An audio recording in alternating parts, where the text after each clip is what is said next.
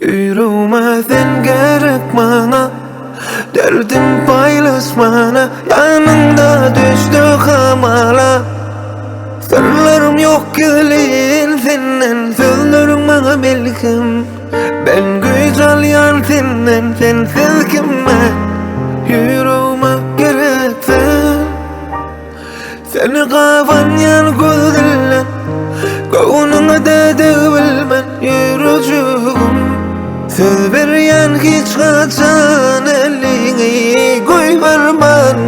Bal ya sen hemişe yanımda bulsan bana, renkli yaşamana.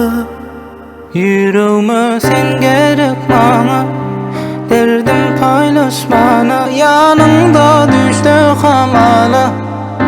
Sırlarım yok güzelliğin senden, sözlerim bana melkem.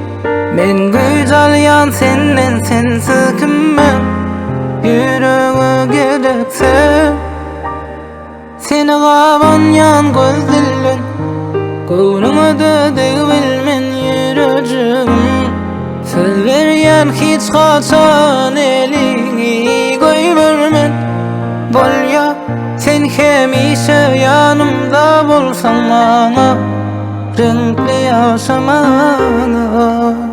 Yüreğime sen gerek bana, derdim paylaşmana. Yanında düştü hamala.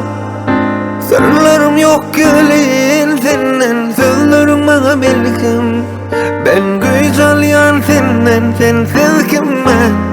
Yüreğime gereksen. Yüreğime sen gerek bana, derdim paylaşmana. Yanımda düştü hamala. Sırlarım yok güzelliğin senden, sözlerim bana melkem. Ben güzel yan senden, sensiz kime? Yüreğe gerekse.